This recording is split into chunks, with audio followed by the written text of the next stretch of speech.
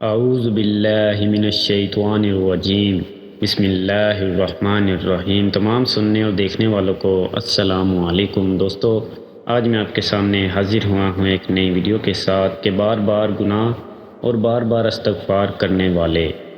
حضرت ابو ہریرہ رضی اللہ تعالیٰ عنہ سے روایت ہے کہ رسول اللہ صلی اللہ علیہ وآلہ وسلم نے بیان فرمایا، اللہ تعالیٰ کے کسی بندے نے گناہ کیا، پھر اللہ تعالیٰ سے عرض کیا، اے میرے مالک، مجھ سے گناہ ہو گیا، مجھے معاف فرما دے۔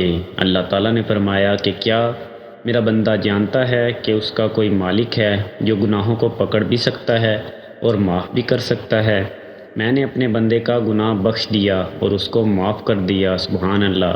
اس کے بعد جب تک اللہ تعالیٰ نے چاہا وہ بندہ گناہ سے رکا رہا، اور پھر کسی وقت گناہ کر بیٹھا، پھر اللہ تعالیٰ سے عرض کیا، میرے مالک، مجھ سے گناہ ہو گیا، تو اس کو بخش دے اور معاف فرما دے۔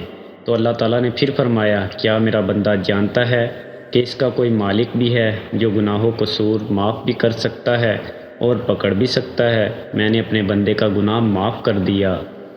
اس کے بعد جب تک اللہ تعالیٰ نے چاہا وہ بندہ گناہ سے رکا رہا، اور کسی وقت پھر کوئی گناہ کر بیٹھا، اور پھر اللہ تعالیٰ سے عرض کیا، اے میرے مالک مولا، مجھ سے گناہ ہو گیا تو مجھے معاف فرما دے اور میرے گناہ بخش دے۔ تو اللہ تعالیٰ نے پھر ارشاد فرمایا کہ کیا میرے بندے کو یقین ہے کہ اس کا کوئی مالک و مولا ہے جو گناہ معاف بھی کر سکتا ہے اور سزا بھی دے سکتا ہے؟